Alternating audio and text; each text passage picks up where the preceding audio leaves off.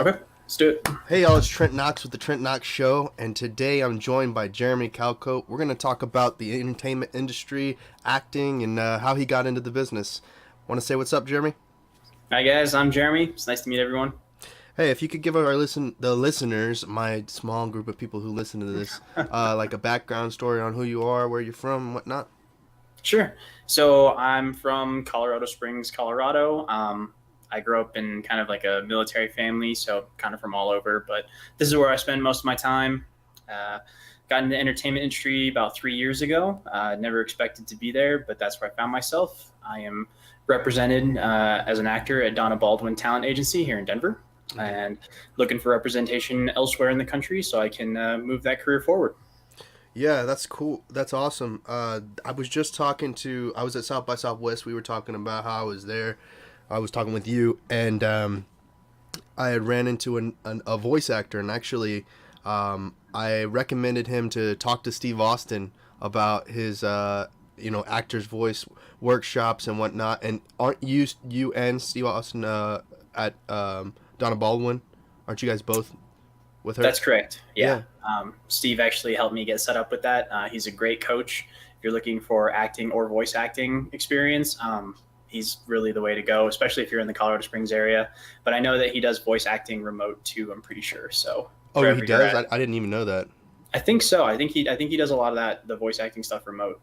Gotcha. Yeah. So for those of you who don't know, and this is the first time we're having Jeremy on. Jeremy and I met at the Roaring Success Actors Workshop, which is hosted by in Colorado Springs. I mean, taught maybe. I don't know what the proper terminology is, but is hosted in what I would say by Steve Austin. He's been in the industry for a long time. He's also a Navy veteran or Air Force veteran.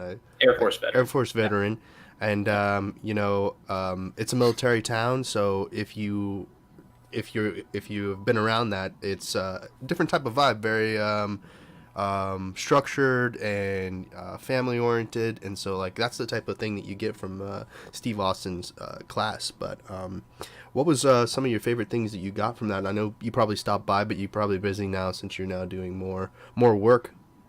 Yep.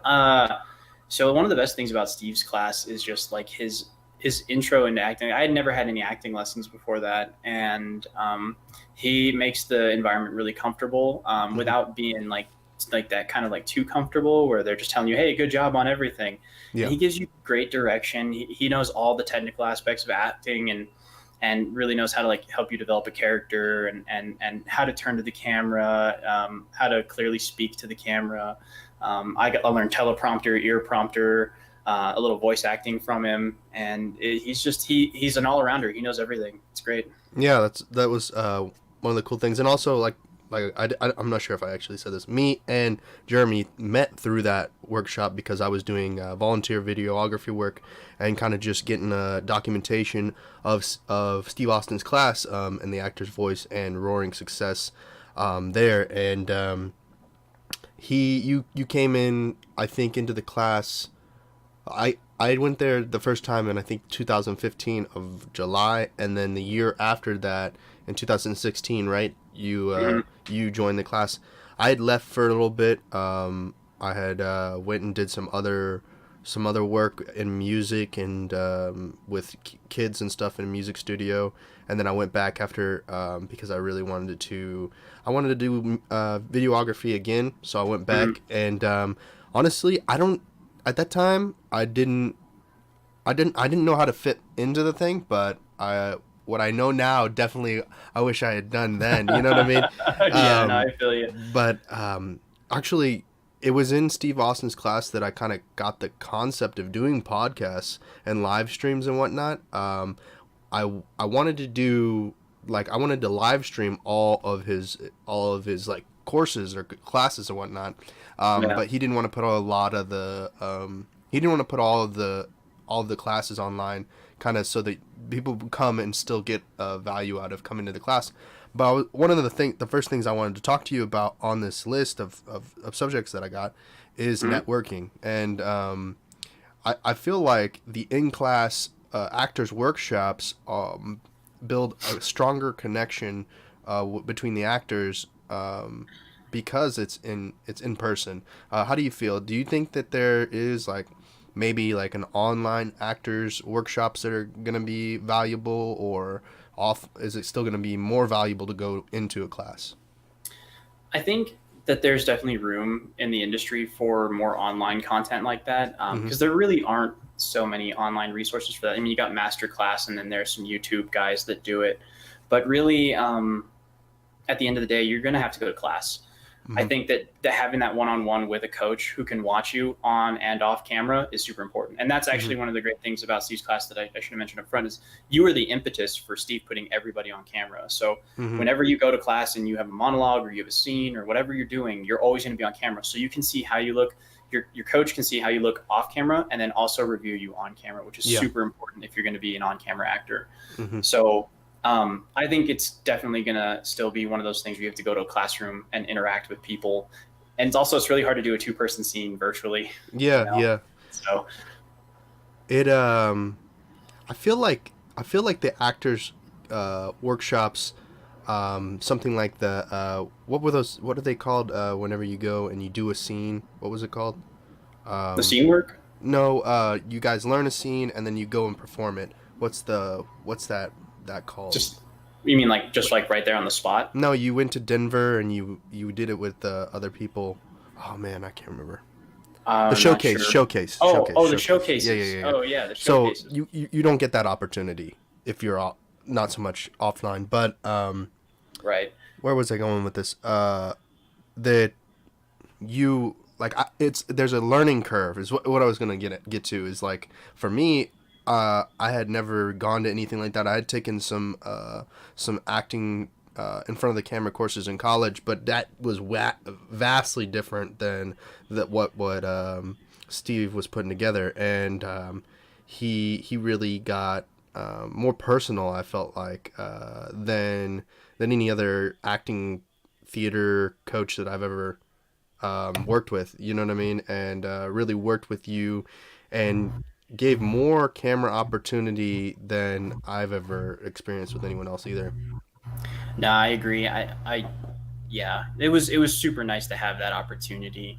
Um, That's a Honestly, learning curve, though. That's that. it The thing is. is like, wow. It's incredible. When I got into acting, I expected to do it as a hobby. I didn't really expect to enjoy it as much as I do. Mm-hmm. And there's a really steep learning curve. I thought it was just go in and you play pretend. Yeah, yeah, I'd done a little bit of like stage acting before this, and I thought it was going to be the same. And I thought the people were going to be the same. It was going to be like, those like high school theater kids. And but everyone in the class was really serious about acting, and Steve was really serious about making sure that people were professional on camera. yeah, And that it was a steep learning curve, especially for someone who'd never been on camera, who'd never done, like, I'd barely done any acting before that, so yeah, it was it was an experience. yeah. No, it I was just listening to the or Joe Rogan podcast, and he has these two comedians on right now, old school comedians. Lenny is his name, and he was talking about he went to acting classes when he first got into Los Angeles, and it was about like pretend you're a tree, pretend you're an ant or something like that. But that's just not the type of stuff that Steve has got going on. He's like giving you hardcore like monologues and old school ads to do, and getting you right in front of the camera, showing you how you're interacting with the camera, looking through the lens or whatever it may be, or how your character's being portrayed. But so you went to actors workshops. That was kind of your introduction into getting into the industry. But after that, how did you learn to what did you learn to take the next step to get into the industry, into the entertainment industry, like full-fledged?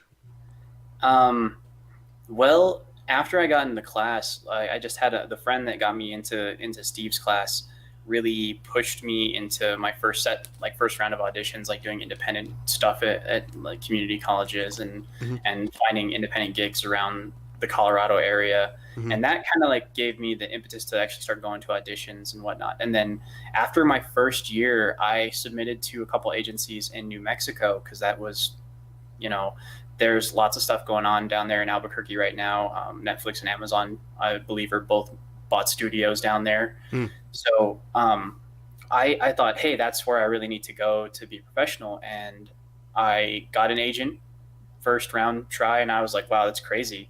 Unfortunately, that agency didn't end up working out for me, and I only went to like a couple auditions with them.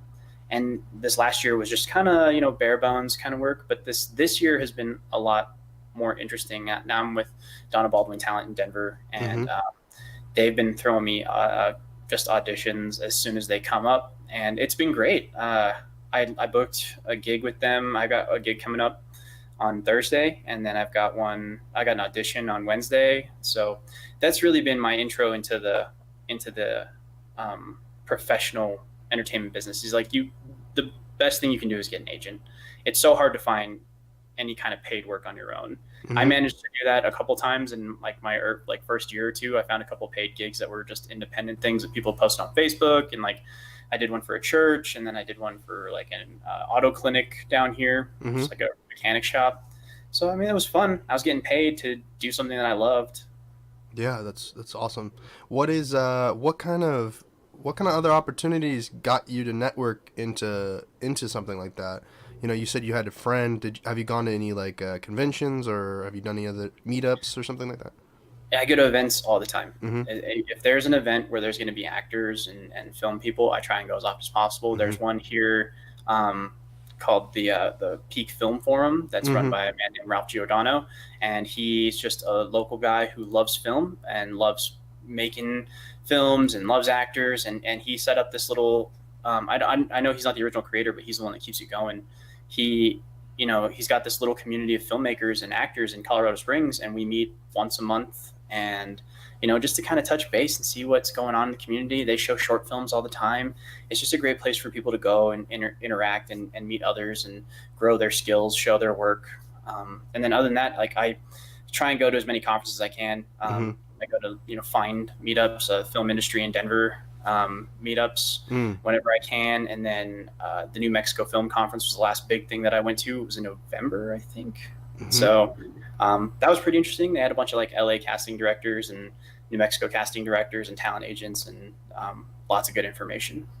Yeah, so one of the things that kind of sets you aside from a lot of other actors is that, and is probably one of the highlighted things on your acting resume, is that you're into MMA and whipping training. So, talk about that. How does that add to your acting resume?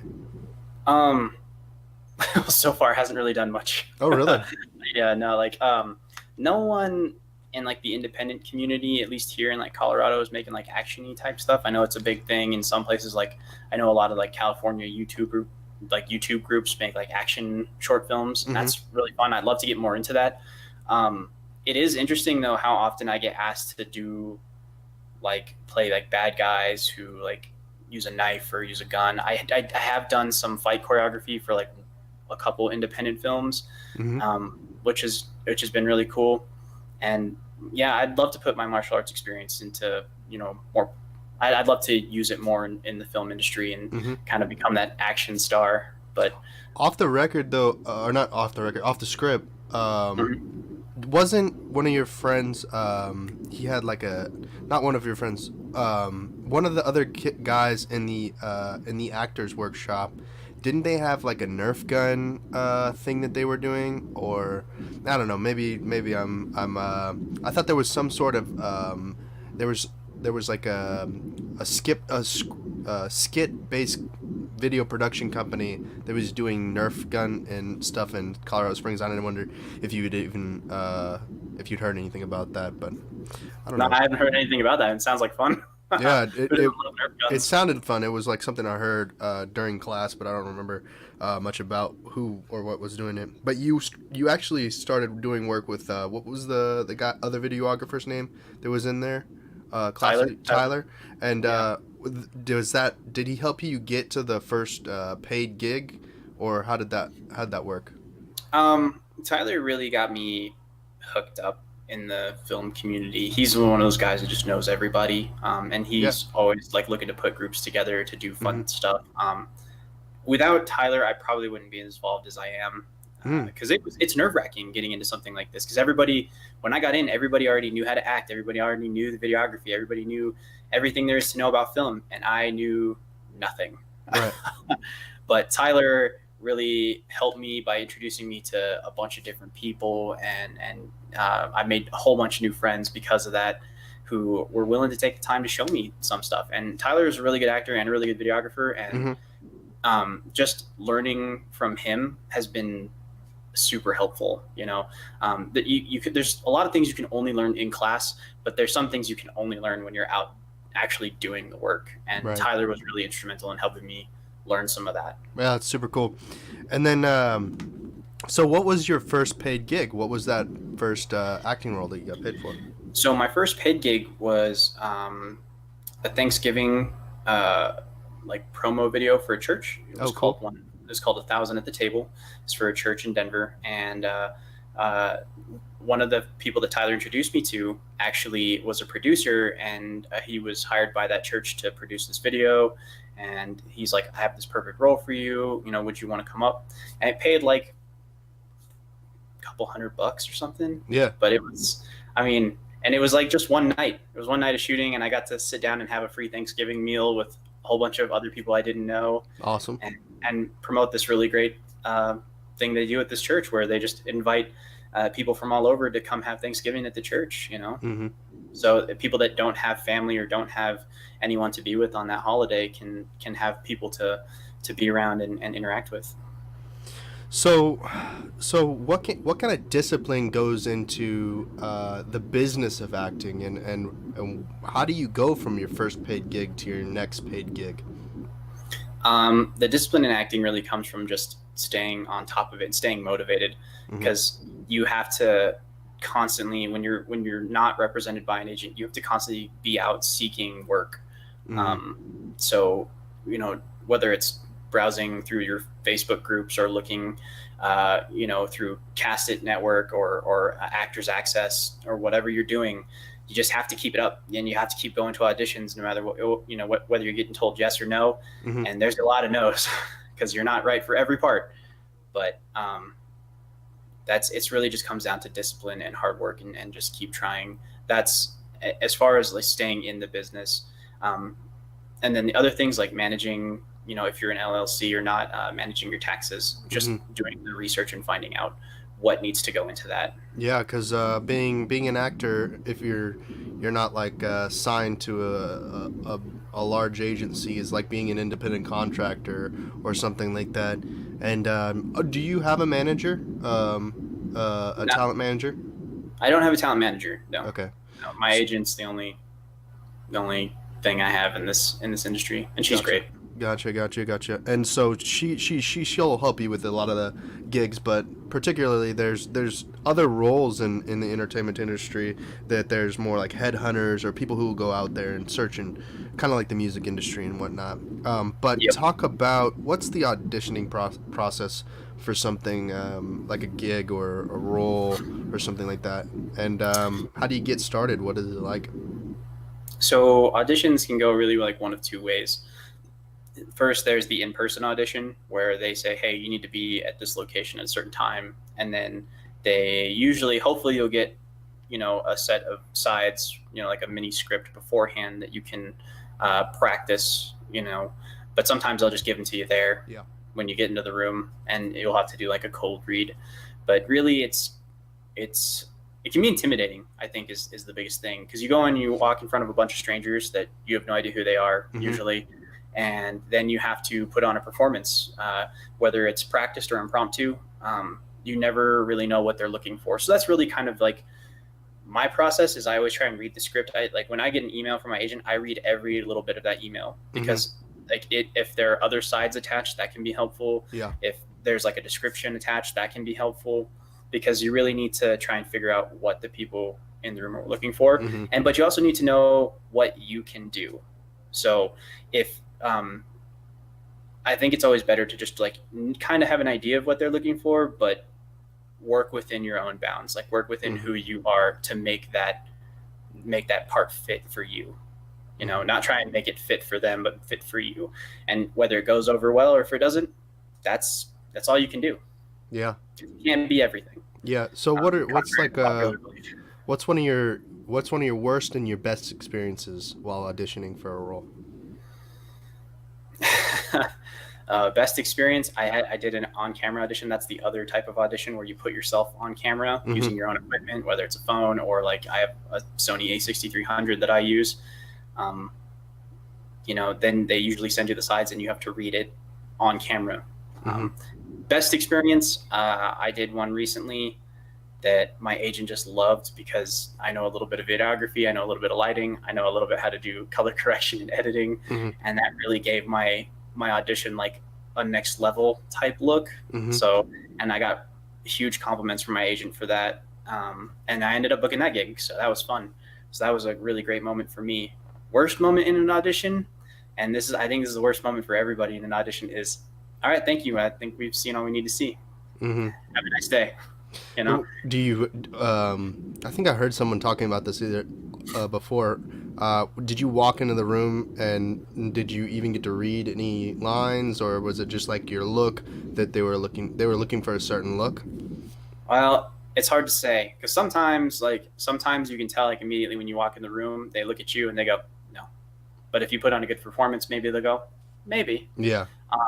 So you should always give 100% no matter what. But usually they'll let you read regardless Mm-hmm. Mm-hmm.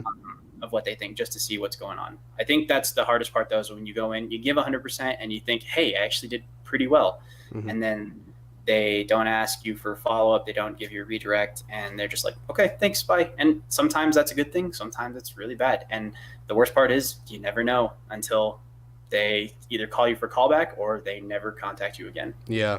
When I was a kid and I did theater, I did various different kinds of auditions. But some of the ones that were more intimidating were the ones that a lot of people were in the room. Though equally one person being in the room, I don't know, what are some of your experiences? Have they mostly been like a lot of people or just like one person in the auditioning room? For the most part, it's usually like 2 or 3 people. Oh, okay.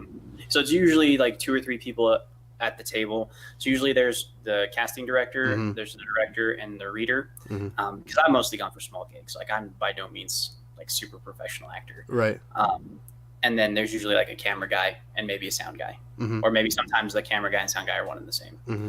So that's usually about what's in there for me. I've heard that bigger auditions can sometimes have more people in the room. Mm-hmm. Like sometimes they have almost like a full crew in there, Mm-hmm. but for the most part, I think they try and keep it down to like 4 or 5 people at Yeah. the max. Like So. principal actors maybe, or somebody the key team members, depending upon how big the production is, or what the budget's like. So did you land your opportunity with the agency because of your experience, or what? How does someone even prove to an agency that they're someone that they can work with, a good client? So it's really hard because agents see thousands of people every year that come across their desk. And fortunately for me, when I signed with my first agency, I feel like they were just looking for people, especially people with my look. I'm ethnically ambiguous is the term that people keep using, because I kind of look like everybody. But I think that's why I landed my first agent. But as I said, they didn't work out. My current agent, I had the opportunity to meet at a small event in Denver that I almost didn't go to. But Oh, really? Steve invited me to this event, and it was put on by the Women in Film in Colorado. And it was maybe like 40 or 50 people, but it was really good because I met some really great people there, and one of whom was my agent. They invited all the talent agents and casting agents from Denver to come down and be a part of this conference, and they were doing headshot reviews, which was a super like you don't see that, I don't feel like, very often, and it was super helpful. So I'm pretty shy actually, so approaching them was really hard, but I managed to do it, and I got my headshots critiqued, and I guess I just made an impression by being polite and by being kind and by being someone that looked like they were super interested in what they were doing and being genuine. So that worked out, because that's my character. That worked out really well for me. Um, and my agent just happened to really like the like my genuineness, I guess is what she said when I got a Mm-hmm. chance to meet with her. And she invited me to come and and speak to me about representation opportunities. And then she did want to see my resume and make sure that I was a professional. And she asked for me. She asked for my video reel, which I should have one, but I'm in the process of making a new one, so I Mm-hmm. didn't have one at the time. But I was able to show her some of my work, and she thought that that was good enough to represent me. Yeah, I tackle with that that the video reel stuff because I have no idea what I want to put into a video reel. Depending upon what the opportunity is, obviously. What what do you think is an advantage as an actor to get to a place where you can land a reoccurring role? That would probably be a better question for someone who's landed a reoccurring role. I mean, you gotta always gotta aspire. um, I'd say just being genuine and being yourself, because the thing about, I feel like getting cast, especially in like a reoccurring role or in a major role, Yeah, is that you have to be the right choice for the role. I mean, you look at yeah, any of like the roles that really stand out, like Johnny Depp's Jack Sparrow, or yeah. Chris Evans Captain America, Chris Hemsworth Thor. I know I just pretty much named superheroes, but Well, um, we're getting to that. uh, they, can you imagine anyone else filling the role? Hmm. No, and I think that their personalities, as people, kind of tend to match that sometimes, or oftentimes, I should say. Who's as eccentric as Johnny Depp, and uh, Chris Evans seems like a really genuine person. You have to kind of bring the best parts of yourself to any audition, to any role that you're you know trying out for. Right. So Yeah. So that was what I was about to get into. Is that you're a big fan of Nightwing, and yeah. and you're. I feel like that that would be something that you would definitely want to do maybe multiple times, and with the clearly superheroes are a large ROI in the entertainment industry right now for producers and distributors. What does it take to get something like that? Have you looked into like what it takes to get into a role like that, and what would you have to? What is it that some of your colleagues like the Flash or whatnot? How did they get to becoming that? And then you know what I mean? Well, so like from all of my research, Mm-hmm. um, it's you have to be known, you Mm-hmm. have to be in the right place, and you have to be like a right fit. Like I can't really speak to all the TV shows, but like the ones that I know, like Flash, um, Grant Gustin, I guess the producer for Flash had seen Mm-hmm. Grant Gustin in what was it called, Glee, Oh and yeah. just they had really liked his look, and they liked everything about him. And when I think he auditioned for the role, and when they saw him, they said, hey, this is the guy that we want to play this character, because they had a certain idea of what the Flash was going to be to them. They Mm-hmm. had the character a certain way in their head, and they said, this is our guy. And they just happened to write a really great show around him and give him the tools that he needed to make a great character. But on top of that, he is just, I mean, I'm sure he's just like that. I mean, he seems like a Yeah. really fun guy. He fits the character profile. Tom Holland's Spider-Man, man, I can't even imagine anyone better to play that role. Mm-hmm. And I know there are a lot of people out there who are like, oh, they like Tobey Maguire, or hey, they like Andrew Garfield. And I agree. They were both very good for their parts. Tobey Maguire was a great Peter Parker. Andrew Garfield was an amazing Spider-Man. No pun intended. Uh, but Tom Holland plays both parts really well. He is Mm-hmm. equally as goofy as Peter Parker, and then is just a great Spider-Man as well. And I know that he auditioned and had to go through many rounds of auditions to get his role. But the fact that he kind of embodied the spirit of the character and had the physical capabilities to kind of be Spider-Man, I think that all lends itself well to getting cast in that kind of role. Yeah, I agree, and I kind of wonder how characters like Deadpool, you know, Ryan Reynolds kind of got the opportunity of playing him twice, right?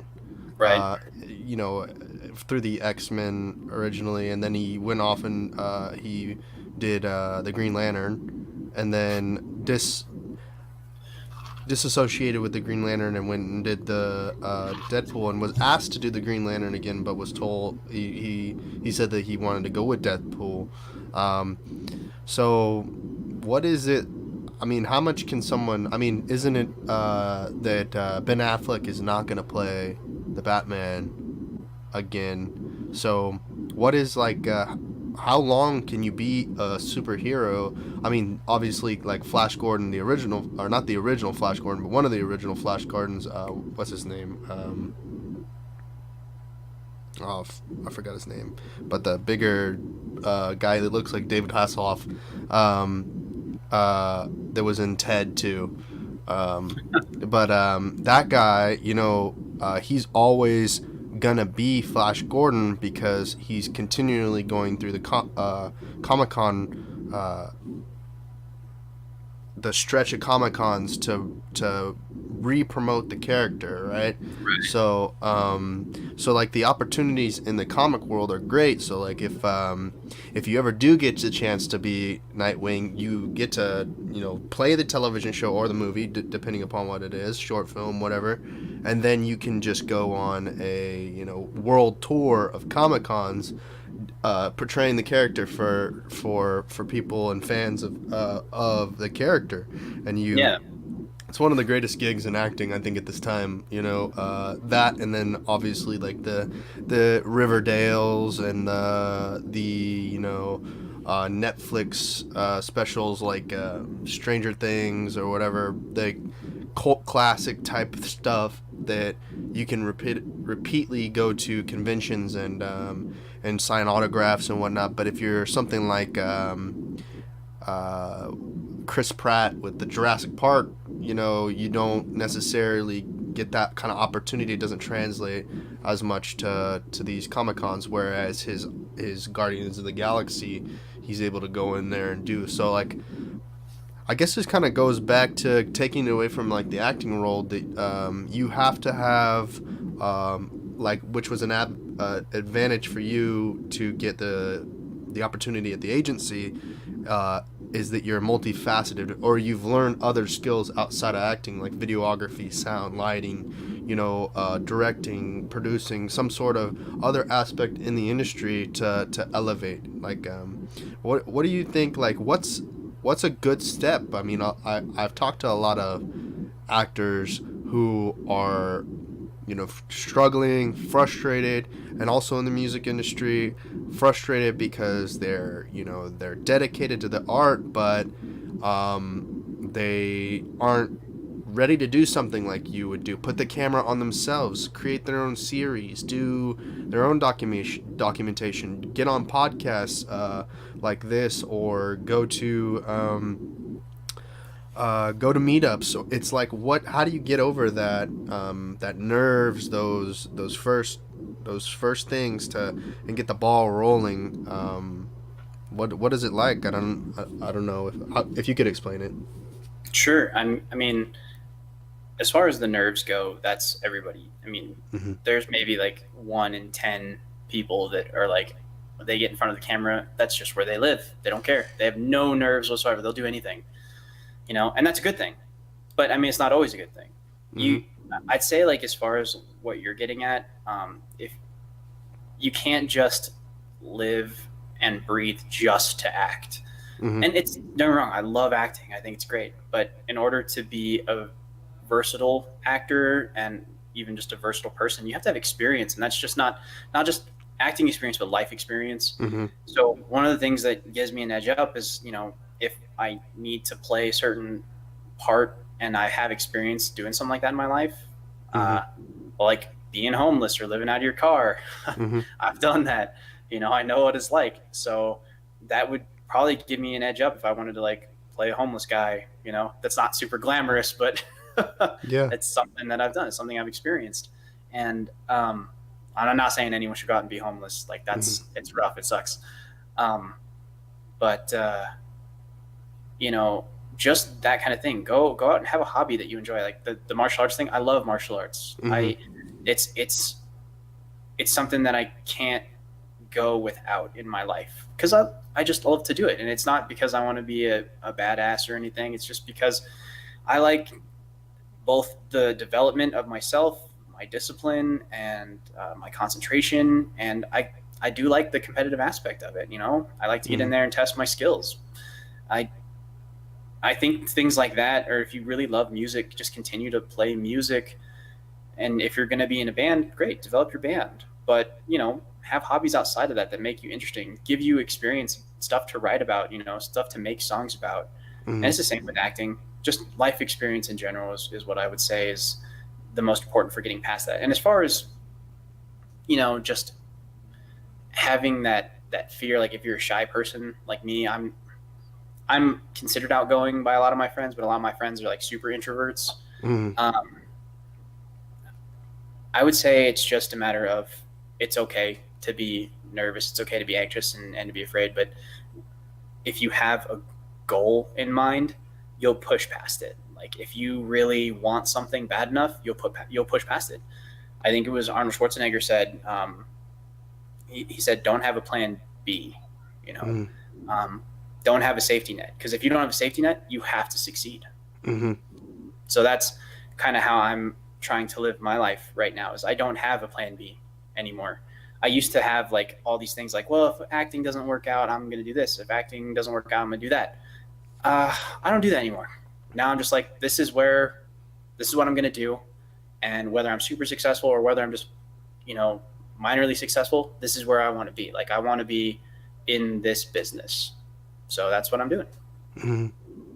What are some of the good tools that you are using to kind of promote yourself and get yourself out there?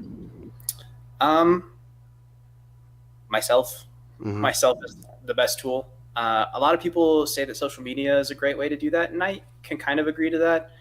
But the fact of the matter is, I'm still in Colorado, which has not got a huge film industry. So the best thing that I can do is with social media, instead of just posting about my life and posting about my auditions and my success, I get involved, Mm-hmm. in the communities. Like I want to talk to people about their experiences, and so sometimes I'll reach out to random people like, hey, I saw you were in this, film, or I saw you on YouTube. How was that? What was that Mm-hmm. like? And that's, you build relationships. Really, it's about building relationships in this industry. Yeah. You're not going to make it if you can't work well, play well, and interact with other people. Mm-hmm. Are you working on anything new now, or are you writing a screenplay or doing any work like that? I am a terrible writer. I'm not Mm-hmm. gonna lie. There are a couple of shorts that I'm working on with some of my friends that we would love to do. I'm helping out on my friend Wes Clark is doing a short called "Riddle Me This," which is really cool. It's a fan film about the Riddler, and I guess he got some attention from Warner Bros. For it, and it's been good so far. So we're filming that over the next month, and yeah, check it out when it's done. Cool. Oh, I got a little glitch going. Hold on. That's okay. Every once in a while, my audio gets desynced with my video, but so I have to fix that. Mm. Um, wow, and I kind of wanted to give the listeners like a full comprehension of what you've got going on, and I'd like to keep you as like a reoccurring guest as much as I can. On this show. This show is really about my journey as a filmmaker. It's I'm kind of bridging the gap between gaming and esports, music, filmmaking, Sure. podcasting. I'm kind of trying to do different things and seeing how it works. I've learned a lot about social media. You talked about it just there in a minute, and I when I was in Colorado Springs, I worked for KRDO, the CBS or the ABC affiliate, Right. doing digital marketing and advertising for a bit. It wasn't really a good fit for me. Socially, really, I was like a lot younger than everybody else. So then went and moved. Actually, I tried to do the Lyft thing. Did the Lyft thing for a while. That built my network up. Like not really my network, but my comprehension of networking to another level, because you're kind of thrown into a room, your car environment with strangers, and you have to learn how to communicate with people when the cards aren't always on your table. You know what I mean? And or you may be playing with a deck that is rigged, and you gotta do your best to make sure that the other people are happy while you're the meantime while you're interacting with them. And that kind of got me into a point where I was more comfortable and getting out of my shell and going to these meetups and whatnot like that, going to conferences, going to industry events and having conversation. But a lot of these events are put on people who are socially awkward, but they might have access to a lot of money or something like that to put the event on. So then you're like you got this awkward person who's throwing this event, and you're trying to communicate with them, and they're building their thing up, and you're building your thing up off a bootstrap or whatever it may be, or you're fresh into the industry, you don't have a lot of experience, and you're looking for that first opportunity. Like you said, it's half life experience, it's half being there, and starting this podcast to kind of just document my experience in the things that I get to do. And I don't know, I also haven't been writing screenplay. I haven't written on a screenplay in quite some time. It is one of those things that for me gets to be like constantly not contradicting, but going over and over and over again, and being super highly critical of myself. Whereas like I feel like if I go live, then like it's out, and there's no like you can't take it back. You gotta live with it, right? No, I'm with you, And man. that Like, it's that was one of the things I was gonna say. Like, what do you do if you get into like you talked about being homeless. That's a tough thing to overcome.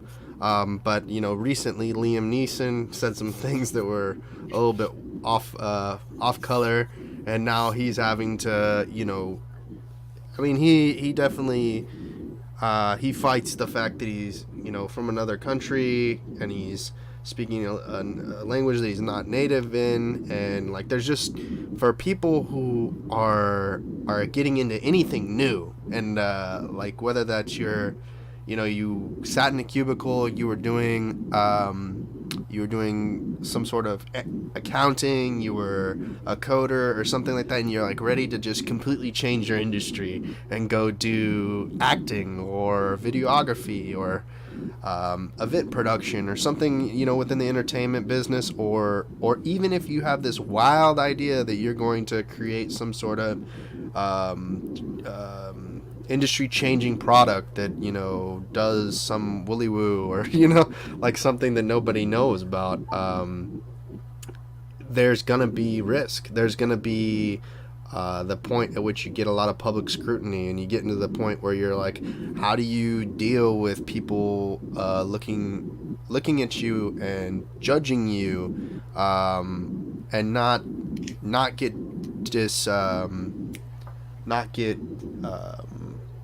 discouraged. discouraged, right? Discouraged with keep going to keep going. What are some of those things? Like, is there some sort of mantra, some sort of like like thing that keeps you going? You know, like, and it was the same for me. Like, I was in another industry for this. And for me, it was just I couldn't make it work. Like I couldn't, like I really wanted to do one thing, and no matter how hard I tried, I just couldn't make it work. And I did Mm-hmm. everything that you were supposed to do. But the nice thing about that was that over time, the more I learned about it, the more time I spent at it, the more I realized that I really didn't want to do it. I was doing it because I thought this is what I need to do to survive. This would be a kind of interesting career, and I Mm-hmm. thought, at least it'll be something worthwhile. I had all these things built up in my head about why I wanted to do this. Mm-hmm. Um, it was financially secure, and I was like, sure, it wasn't going to make me big bucks. It wasn't going to make me rich. Um, it was kind of interesting, looking back when I was interested in it for a while, but after a while, I just realized that I just didn't want to do it anymore. Mm-hmm. It was too much. There wasn't enough of me in the job, I guess. Mm-hmm. Yeah. And I didn't expect to take up acting at all. Zero It's a lot of percent. responsibility. Yeah. It's a lot of It, responsibility, and I feel like the word that I was thinking off the top of my head was you get to put skin in the game. You know yeah. what I mean? You may be gambling a lot, but you're putting the skin in the game, and the returns that you get are just that much more satisfying and great because it's it's everything that you put into it. Yeah. And that's the thing is like you have to find something that you personally care about. Like I was saying before, like you have to have a goal in mind. My goal Mm-hmm. is to play Nightwing. And whether I achieve that goal or not is really going to depend on how much work I can put into it, if I can meet the right people, if I can be in the right area. And I know Mm-hmm. like, but I have my goals. I want to learn more acrobatic stuff. I might know martial arts, but I don't know anything about acrobatics. So I'm doing my best to learn that right now. And it's hard. And I'm terrified of acrobatics. Like it's a great way to get injured, especially when you're my age, when you're 32. Mm-hmm. Um, and you haven't done it before. So Mm. it's scary. But that's you make a plan, you set a goal, and then you chase that goal with everything you've got. I like I said, I didn't expect to be here, but it's where I'm at now, and I'm not rich. I'm not rich financially, but love. I do enjoy life more. I You know wasn't what's happy crazy though? before. You know what's crazy is that the number one fear is public speaking. Second is death. So it's like of course it's scary. You know what I mean? Because everybody knows that. I don't know where. I have no idea why musicians, actors, politicians, whoever, speaks to the public or portrays an image into the public, how in the world they get so crazy to take on the number one fear of humanity, but they're willing to go at it, head first, and the rewards are great, but the lows are low. Like, there are a lot of lows, and, but, like you were saying, you get to a point, and I never experienced this, but maybe someone who can relate to you. You get to a point in a certain place where you've reached the peak of what will happen in your mind. You know what I mean? Yeah.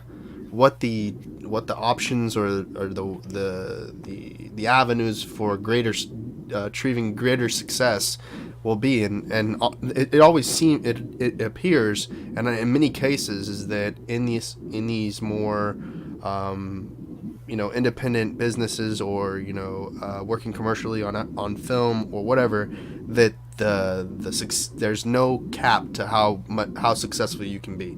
But in a cubicle environment, there's like there's a point at which you hit the board or the CEOs or whatever, and then there's that person you may never lived up to. You could never create within that environment what you can create for yourself in an environment that you have skin in the game. Well, some people, and see, that's like some people.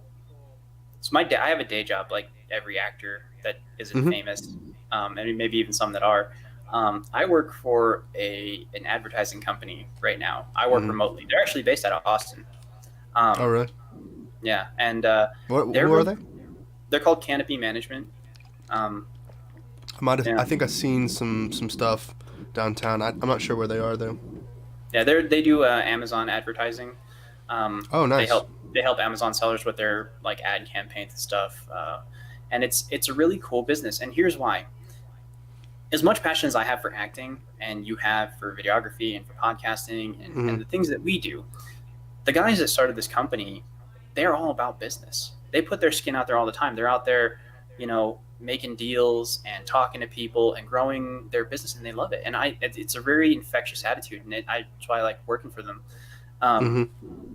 and that's, I think you can find your passion no matter where you are. You just have to find that thing that you care about. Some people really enjoy sales. Some people really enjoy marketing. Some people Mm-hmm. really enjoy human resources. I don't know, man. Like, it's crazy the various types of people out there. Like, acting isn't for everybody. Um, Being in a band or being a musician or a videographer isn't for everybody.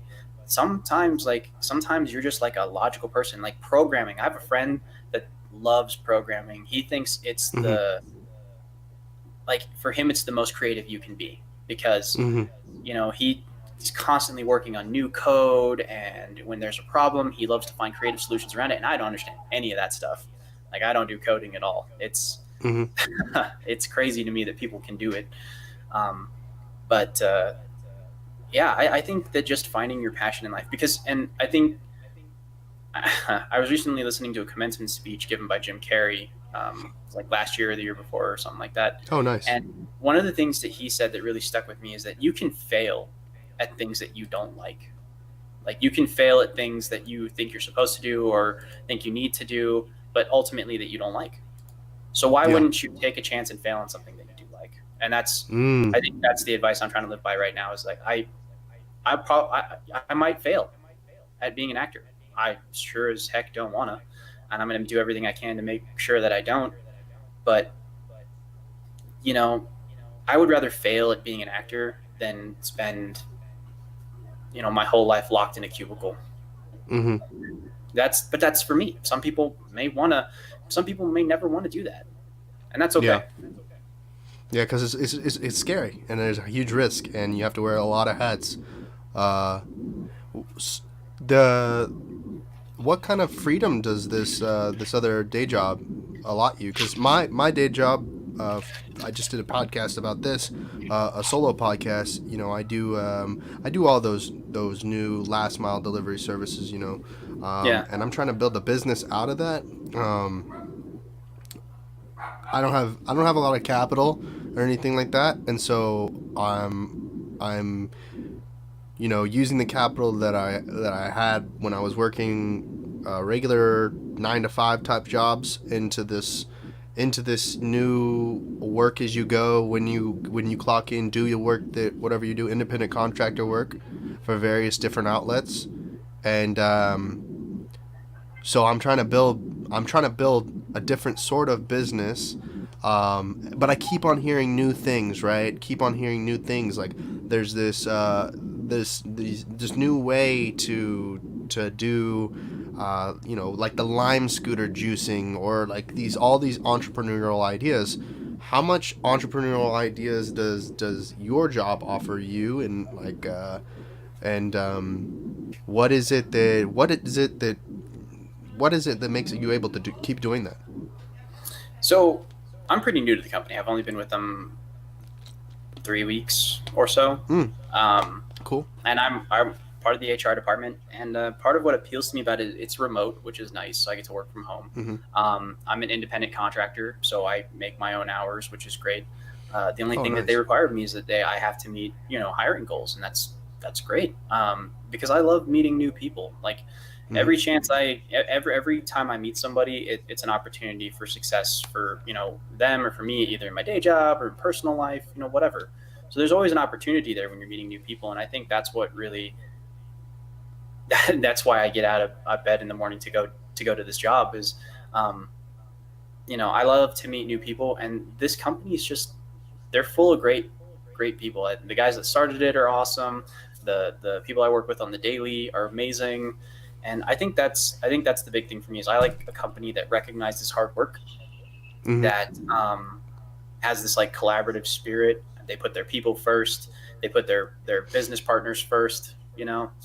And I think that they're just the way they handle their day to day stuff is the coolest. So What would you say to someone who's like stuck in something that they just, you felt it before, like it's just like one of those like you it's I can only kind of relate it to whenever I was playing sports, because I never felt like waking up and just being like, I dread going to work. I dread going to this because the people there may be a certain type of way. Maybe the office space is a certain type of way, but that you're in a negative.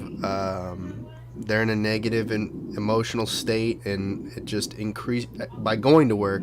It increases it. What is something that they can do? Like, can you give them some motivation to get through the day, to get to the next step, or even like, how did you go about finding this opportunity that kind of saved you from the drear of what you were dealing with before? so before this, I was working in another kind of like this is a nice startup company, and they're transitioning into like their like into like an actual company phase, which is kind of cool. So we're getting to build the company together, which is nice. Before Mm-hmm. that, I was working at a slightly more established company, and before that, I was stuck in the security industry for 5 years. Mm-hmm. That was the worst because I thought it's a good job, good hours, decent pay. Maybe I can work my way up through the company. There's always that little bit of hope that, like, when you work a crappy job, that you think that you're gonna make it to the top of whatever, whether it's you're Mm-hmm. gonna be the general manager or you're gonna be this or that. But I'd say for people out there who seriously dislike what they're doing, just remember that like all the excuses that you can make for yourself about why you're there, like, and why you think you have to stay there, you're in control.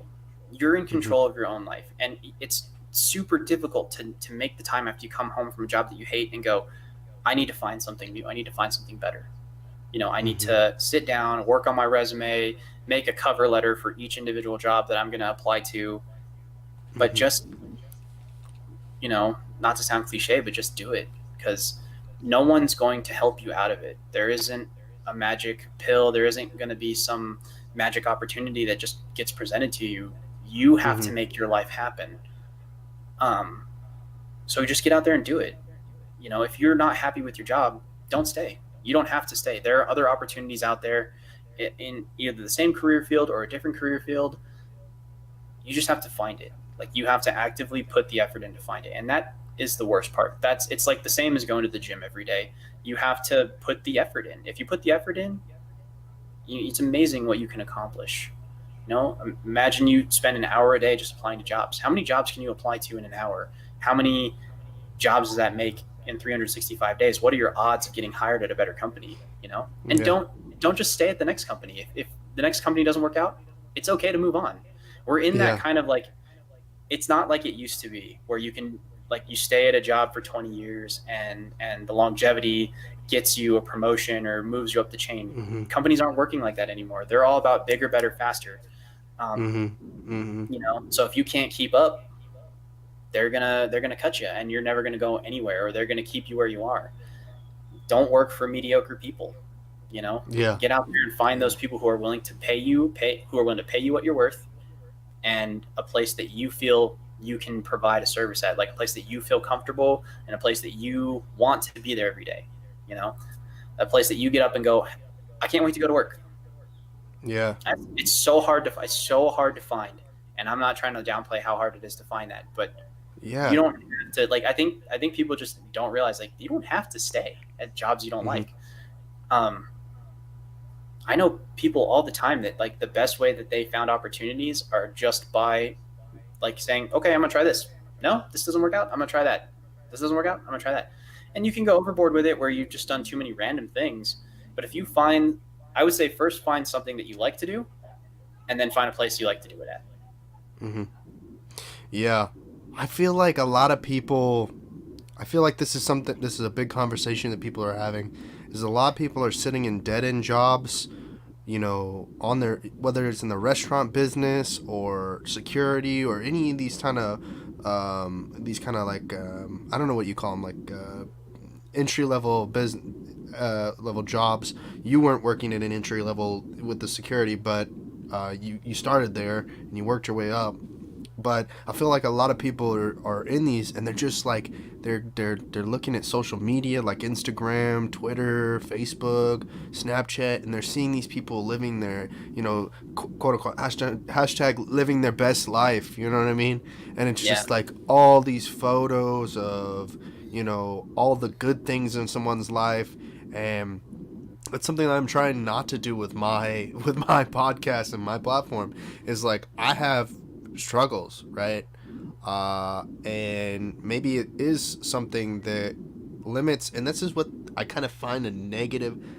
If there are HR people out there that can look at this and be like, look, this is something that HR really needs to fix, is that uh, there are companies out there that negatively look at the time someone has spent with a company. So like, let's say for me, like, I haven't been working for quote unquote a real business for a long time, and even before, when I was doing that, I was doing seasonal work. I was doing, shift work, working in restaurants or whatnot. uh, so like, for someone like myself, or for the person who gets laid off for a long time, and hasn't gotten their engine started again, like, they're just, I feel like there's just this. I mean, unemployment's a big issue, but uh, I just don't know how the environment for this old mentality of, you got to be at a place for 20 years, and then if you get laid off from there, you're screwed for the rest of your life. Or if you've only worked someplace for 2 years, 3 months, 4, 6, and it looks like you're jumping around or whatever, the people in HR aren't really looking at the full picture. So like, for me, there's a lot of stuff out there on the internet. Some things that I'm extremely proud of, and some things that I kind of, uh, I wish I'd done them a different way, or my I wish I had put more time into the thought of sending this tweet or this photo or that thing. And I think, like, I'm complaining about it now for me, but the generation to come up, it's far worse. Like, they've been living their lives posting, this picture of this spaghetti they made that looks like it's burnt, or or whatever, and that's a negative reflection, because they go and say, I want to be a restaurant owner, or I want to do this, or I want to do that, and then, or I want to work in the restaurant industry, but then their employer's looking at them and looking at their spaghetti that's next to roaches, or, you know what I mean? Like, there's Yeah. just so much that's going on in the world now, that it's like, I'm in a good. Well, I feel like I'm in a good place. I'm gonna put everything out there. I'm also like on the, I guess the end of where the beginning. 93, 9D was like the beginning of where social media forums, AIM, all these things started to become like a thing. Whereas before that, that wasn't that much. and just as like someone who works in HR, like I have to Yeah. say, like, you do have to be aware of some things. Like, you can't just, if you want to be a restaurateur, or you want to be a cook or a chef or whatever, Yeah. don't show yourself making spaghetti next to roaches. Like, that's just Yeah. common sense. Like, Yeah. if you burn spaghetti, which I'm not even sure how you do, but I'm sure it's been done. Like, if you burn Yeah. spaghetti and you say, "All right, I'm practicing and I'm practicing," and you show all the times that you failed, and then you also show your success, that's different. Like, that's like, you show that Yeah. you've got that try hard, no quit attitude, and that you can learn, you can grow. But like, Yeah. you know, you have to have common sense when you're posting on social media, and and as someone who like works in HR, I have to always remember, this is the highlight reel. This is their best self. Usually people Mm-hmm. don't like to put their worst self on the internet. Yeah.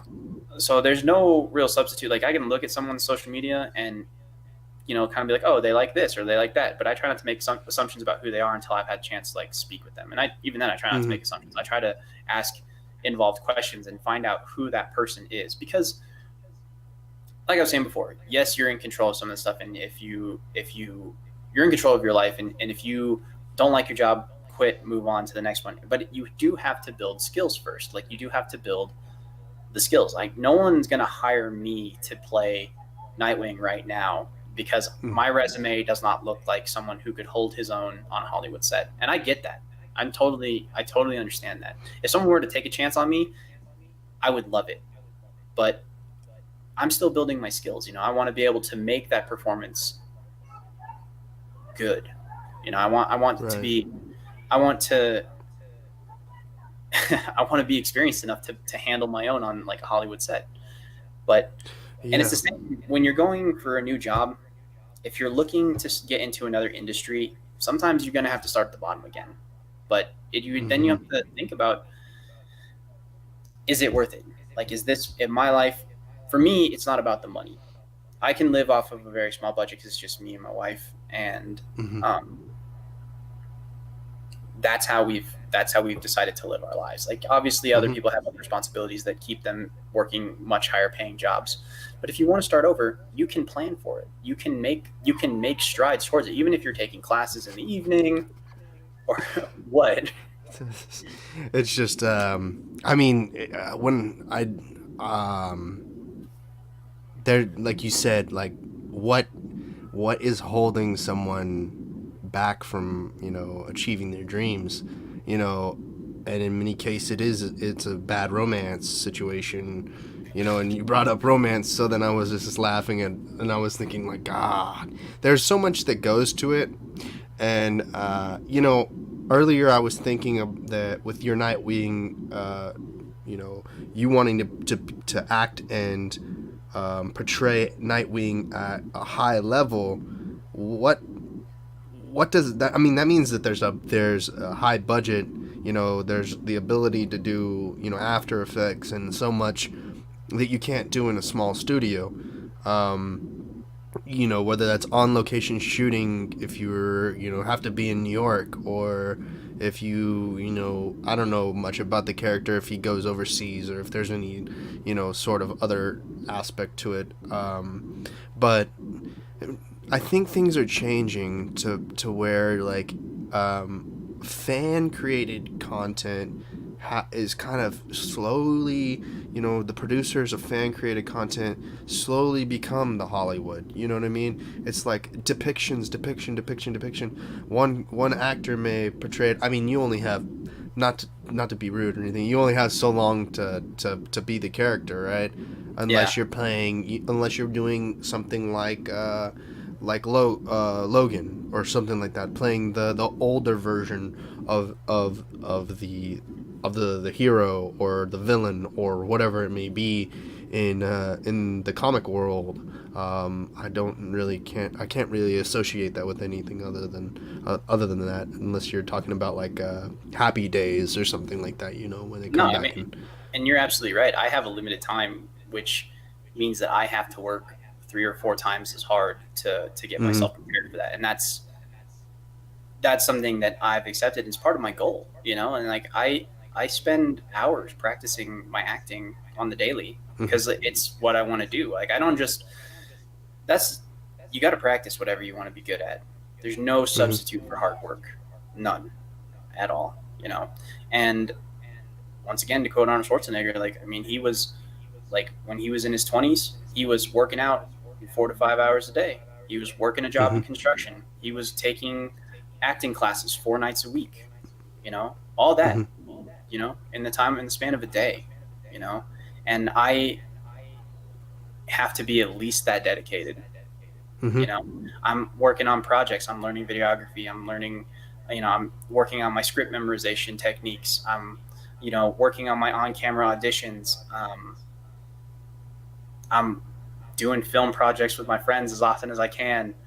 Yeah. Trying to get gigs off of my agent as often as I can. You know, every time she asks me if I'm available, you know, I'm always try to be available because that's how, you know, you have to show up. That's the other thing. Hard work and showing up. That's the two most important things of being an actor. Um, so yeah, I know I have a limited time, and you know, I've got to catch up to people who have years of head start on me. So that's what I do. I spend more time than I do everything I can to be better. Hmm. You got a lot of you got sorry. You got a lot of interesting gear in the back. And I'm looking at the stuff like what kind of see it's not like a lot of videographers including myself I don't always know how to get work whether that's from a narrative standpoint or if it's commercial work. Do you do any commercial work Videography like wise, hold on uh like like I don't know, doing like industrial videos, wedding videography, like things that are not based on screenplays or acting, or outside of the entertainment industry. so I'm new to videography myself. I've been spending a Mm-hmm. lot of time learning it, but I just got into doing actual video work like a little while ago. I've had the camera for about a year now, but I haven't really Mm-hmm. done any real work with it. I have now lined up 2 weddings that I'm shooting and a music video. Um, I'm getting paid for 2 of those 3 gigs, which is nice. But for the most part, that was for me. And I have a lot of friends that are videographers. That's a lot of sourcing clients, being, you know, a lot of word of mouth advertising, and just being good at Mm-hmm. what you do. So that's what I'm going to try and build that on the side on top of my acting business, because as much as I love my day job, the having more freedom as an actor during the day to get out there is super important for me, and being able to support myself and my family is super important for me. Like I said, I can live off of a small budget, but I can't live off of nothing. So, Mm-hmm. and acting can be expensive. You know, cost of Mm-hmm. headshots, driving to different locations for auditions. It's rough, and if you're not, and I don't do it. I don't have enough professional work regularly to keep myself going. So I do have to have a day job. I do have to have some source of income, and videography is another thing that I found a passion for. So I do spend a Mm-hmm. lot of time like going out. Like when I'm out hiking, I shoot a video while I'm hiking, and Mm-hmm. or if I'm gonna walk around downtown, or if I'm gonna go to an event, I just take my Mm-hmm. camera wherever I go. Yeah. Um, Yeah, so man. It's one of the I can't I can't honestly say how to be consistent in videography unless you work with people, like unless you establish a media company with people and you've got a good environment and to make it consistent with commercial work, because commercial work is so expensive. It's like it's not like narrative filmmaking is expensive and you got to have a budget for certain things, but commercial work is like way more expensive because is the image is vastly different. It feels like to me. so I know the guys that I work with on the regular, and sometimes they'll Mm-hmm. bring some of us in just for like extra hands on set. But for the most part, they Mm-hmm. work by themselves, Yeah. and it really comes down to just knowing your gear, knowing what kind of things you're gonna be Yeah. shooting, whether it's an interview or whether it's a wedding or whether it's going to be Mm-hmm. like a promo video for a coffee shop or whatever. Yeah. You have to know what you're going to bring. You kind of have an idea of what you're going to shoot, and that requires like a lot of prep work, a lot of pre-production. Yeah. And the guys I know, they do it by themselves. They make a living at it. It's not easy work, but it is fun. They do get to set their own hours, and they love it. And Mm-hmm. that's what they do. I think you don't have to really set up a company to do it. It's when you're starting out, especially like for guys like us. Like I'm Mm-hmm. doing my first couple of gigs for real cheap. You know, Mm-hmm. one of my friends said, "Hey, can you shoot my wedding?" And they just happened to see some of the work that I put up on like social media, and some of the things that I've shown Mm-hmm. them that I keep on my phone. And they said, "Hey, Yeah. that looks good. Can you shoot my wedding?" And I know it's not going to be as good as some other person they could pay for it right off the bat, But the more experience I get, the better it'll get, and the more Yeah. I do that kind of stuff, the higher quality I can make it, and the more stuff I can accumulate. Like if I put the money I get from these next couple of gigs back into my equipment, I can keep building myself up as that. And in the meantime, I'll work a day job. I'll still work the day job and make sure that I keep an income coming in and just make sure I spend wisely. Yeah. Like I'm not going to go out and buy a $2,000 lens on credit. Mm-hmm. I'm just going to keep building it slowly over time. And it's going to take some time for me to establish myself as a videographer. But once I do, and just like I said, like when I shoot like my outdoor stuff, like people are like, oh, hey, that looks good. Like, hey, you want to come and shoot this for me? Like my friend was like, hey, you want to shoot a music video for my band that I just put together? Sure. Yeah. Why not? Man, I tell you what though, all those mistakes you just said, man, I know, I right? experienced all of them. I had I some bought good like friends that helped me from doing that. yeah, man, I went to college on credit. I bought my car on credit. I'm finally recovering, from all of the mistakes being young and not knowing what credit is, and not understanding finance, not understanding how to be your own accountant. And much of that comes from not working for a company and having to do it all yourself, managing your own taxes, paying your own health insurance, all of that stuff. Whenever you're thrown out with the bathwater, Oh in yeah. some cases, if you get laid off or the company gets closed down or something like that, um, it happens. And I can't, I can't, I can't tell everybody like what the secret sauce is. You know what I mean? Is for me the secret sauce is doing my own productions. And trying to help people out monetarily or experience wise as much as I can. You know what I mean? Because I've worked for media companies, and I've not been a good fit, or I didn't have the equipment for the job, or the ecosystem didn't work out for me because I didn't want that, or whatever it may be, like whatever the excuse is. But you gotta move forward, and the only person you have to account for is yourself, unless you're in a situation like yourself, and you've got a partner in life. You know what I mean, with you, with a wife. And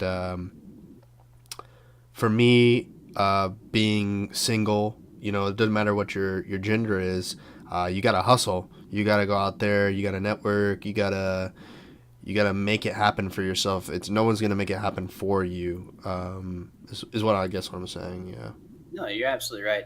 But I think you can make it feel natural to some people. Like when Mm-hmm. you walk up to them, you're at a coffee shop or whatever, and you get a chance to meet the manager, and you're just like, hey man, I Yeah. really like your shop, this, that, or whatever. And then, they're just talking and they're like, oh, hey, what do you do? Like, oh, I do this, but, I also do a little videography on the side. And like, hey, would you want me to do like a promo for your company? Here's a Mm-hmm. little like snippet of here's what I can do, and just show them a little snippet of what you can do.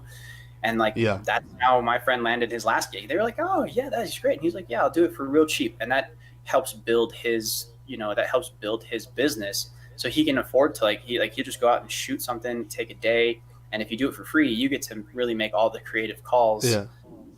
So you can make it as good or as bad as you want. And so if you make it really good, the next time you go out and say, hey, can I maybe do a video for you? They're like, yeah, Yeah. sure. And you're like, okay, here, great.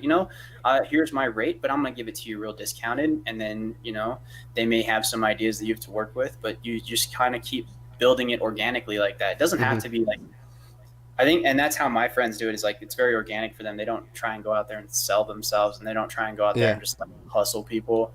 And like, I get that that's how a lot of people make a living, and that's fine for It's some so people. serendipitous though, because like you Yeah. see on Instagram or whatever, and you see these people just putting together these, crazy productions, right? And you don't know that they're doing that for free or not, Mhm. but they're doing that. And then personally, like my life has never been like that fairy tale ish thing Mhm. where it's like Me neither. I walked into the place, and like, it was more like I walked into the place, that kind of happened. I show my work, but then like afterward we did it, and we were like, oh man, well we forgot the tripod, so we had to hold it up with a broomstick, or something, or something like that, like, and so like it works out, but you like just it's like by the hair of your chin, like that Oh you get man. in there and you get it done. And yeah, and everybody, like, I think when they're starting out has to make those mistakes. Like I wanted to go shoot this like music video the first time, and like I Yeah. showed up and I had all my gear. I forgot my lights, and I was like, oh No. crap, I forgot my lights. And the lighting in the place where we were shooting was awful, and I couldn't. There's nothing I could Yeah. do about it. I just said, hey guys, I'm gonna have to reschedule because like they were already playing their sets, and I'm like, well, dang. Hmm. But I mean, that's what you do. You keep going, but like the next time you definitely won't forget your lights or your tripod. That's for sure. Yeah, dude. Yeah. Unfortunately, though, like whenever you start out with these startup companies and whatnot, from my experience in startup, is that like maybe the founder or whatnot, they don't have a lot of experience in management, so they often blame their employees for their own faults, like and I remember whenever things like that happened with anybody that I've ever worked with, I was first to blame myself. And I know other founders and owners that do that as well. They're like, oh man, that was my fault. I should have done this, this, this, and this. But there are a lot of founders and owners out there, CEOs out there, that are quick to blame their employees Oh for yeah. their own faults. You know what I mean? Like not paying the light bill so that they could go out and do coke or like, or whatever it may be. So then you're out of electricity in your little startup situation. And I've heard some horror stories of startups, but I wouldn't want to do anything else, to be honest, like at this point, because I look at the people who work at like a Coca-Cola or an AT&T, and I get to, like, with my job, the job that I earn my living doing, and I still earn a little bit of money doing video work, but not as much as I do doing delivery services and whatnot. That I get to interact with the people who are in those skyscraper jobs, cubicles, or working for AT&T, working for the local cable company, whatever it may be, and they're just like zonked out of their mind in order to like get through the day. And I never feel like that, because I feel like if I don't pay attention, I'm gonna end up like if I'm zonked, that means that I'm just like having like I'm either sick, but if I'm not, then I'm like at it all the time. Like I've always got some sort of crazy hootenanny going on in my mind, and that's some of the benefits of being on the being on the cutting edge of something new, Right. uh, something transcending, or something that's gonna change the whole world. And you know, I'm not sure what the percentage of the world that gets to experience that is, but if you've got a dream, I'd say chase it. You know, if you wanna be the deep sea fisherman guy that puts does their thing out there, or if you just wanna invent some sort of polycarbonate thing, go out there and do it. I mean, there's a lot of risk though, and when I was I think weird enough, I always thought when I graduated college that I'd just get plugged. I would be more of a cog, and I wrote this down the other night. I feel like more of the machine, less the cog, and I always thought I was going to be a cog and being put into a machine. But unless for us in the entertainment world, if we moved to Hong Kong, New York, Las Vegas, those type of places, Las Vegas, oh my God, Los Angeles, Las Vegas, I guess, but moved into that ecosystem where that's the main industry, then maybe, but not so much for Denver or Austin. I mean, Austin has its thing, Right. but if someone lives in Salt Lake City, Utah, it's not there's not going to be a lot of work, maybe commercial, but not a lot of narrative work unless the big production studio filming. What's that? The Salt Lake that Netflix show with Ashton Kutcher. It's filmed in Salt Lake, I think. The Ranch. The I think ranch. it's called The That's all. Ranch. I thought that I was think it filmed in was. I think Wyoming. it's filmed Wyoming. I think some of it's like filmed over in that northwestern Area. area, right?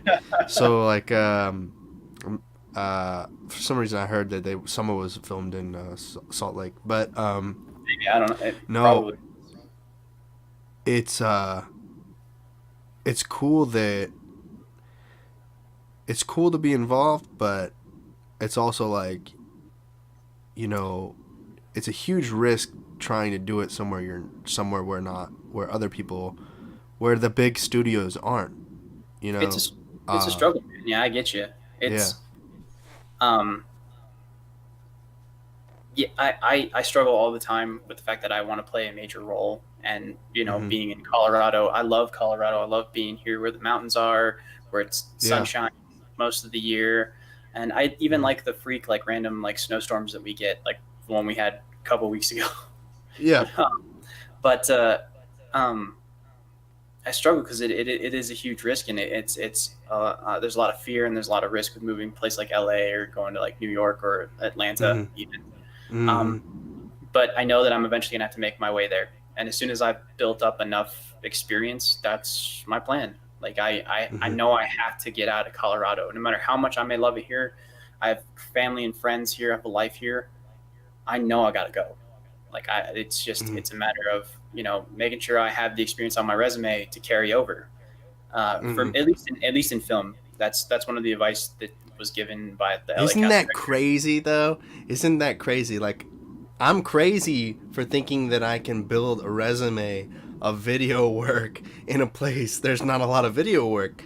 You know what I mean? And then you're supposed to take that experience and then go to code pitch your idea, your crazy Uniting idea to a production studio Yeah, in Los Angeles, and then they look at you like, "Wow, you really overworked yourself here." yeah. You have to go Fighting where the up work this. is, though. Like, I mean, and that's like, Yeah. I feel like to a degree, you can build up a resume. You can build up like a nice reel or show your work in any place Anywhere. that you are, Yeah. anywhere.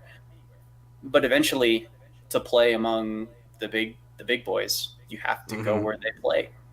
Yeah. Like I Well, not to say that Denver and Austin aren't like growing in film industries, but they're just not. They're not.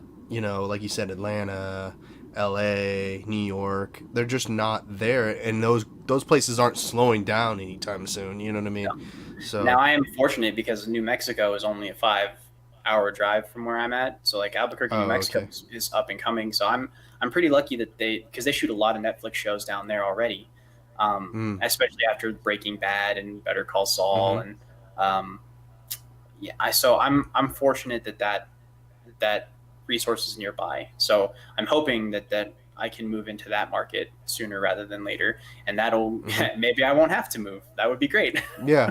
No, definitely, and I think it's like, for instance, like the two studios that are here in Austin are Troublemaker Studios.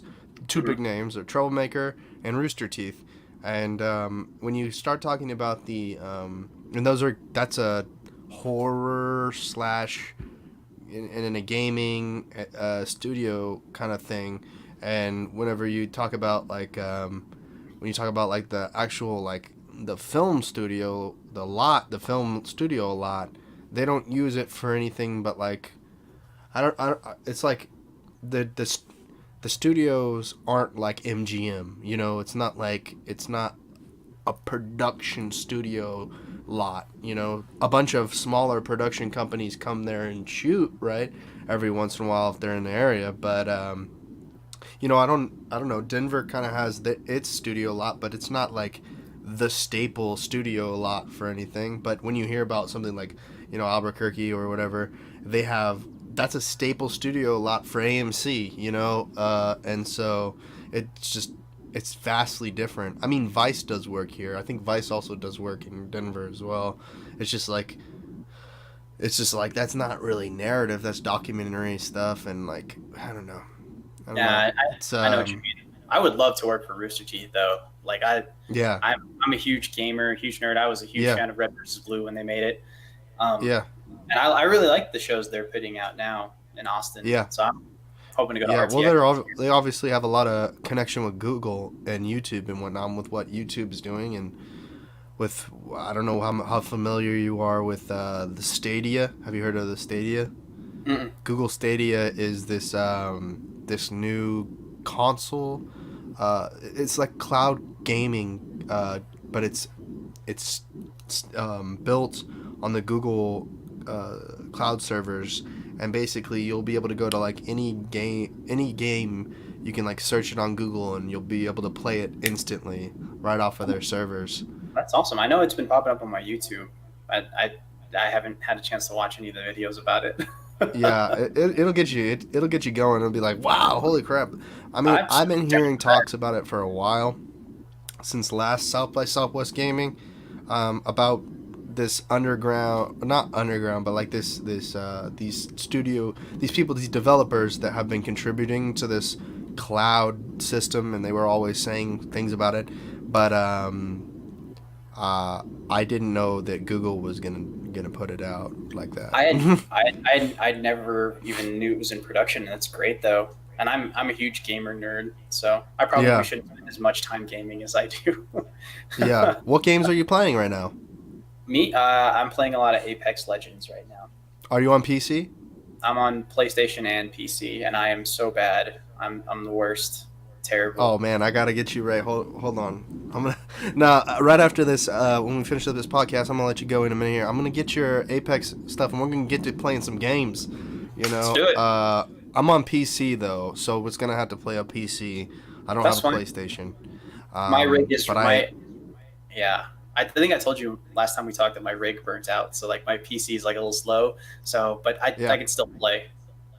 no, definitely. I don't have you on Discord, do I? Do you No, have I don't think Discord? so. Yeah, I do. Okay, yeah, I'll send you my Discord. I'll get an invite link for you, and then we'll get to playing. I got a couple guys, man. I really like Apex a lot, man. That's fun. Um, I'm it's so terrible much at it. fun. It's so much fun, and I haven't played in a while. The game kind of slowed down for me. Yeah. I love watching it on Twitch and whatnot, but it slowed down for me because I'm just waiting for that thing, and Octane wasn't necessarily the thing for me. Yeah. I haven't got a chance to play But him yet, but I know that there's gonna be there's something coming, and the battle pass stuff. It seems like I think it's iffy for me. But something it seems like the ecosystem has something in it that they're just not they haven't put it out yet. But well, this yeah. is like, you know what I mean? We'll have to do Um, like a whole separate podcast about games because like I can sit down and yeah, talk for hours about video games. So yeah, definitely. But yeah, I appreciate you coming on the show, man. And I think we talked about a lot, man. It was good to get in that first half. I definitely wanted to, get a good idea of what it's like to be an actor and what it's like to get out there, And then I wanted to talk about like the future and whatnot, and we kind of covered it all. So I nice. appreciate you coming on, and I'll definitely have you back on again. Once again, this is Jeremy Calcote. You want to shout out your social medias, how people can find you, where they can see you?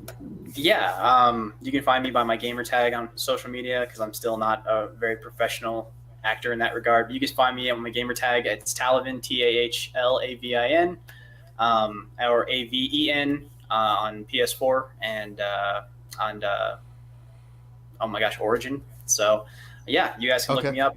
Hit me up if you guys ever want to play. I'm always down for new people. So awesome. Thank you, Jeremy. thank you, Trenton. Have a great day, man. Hold on.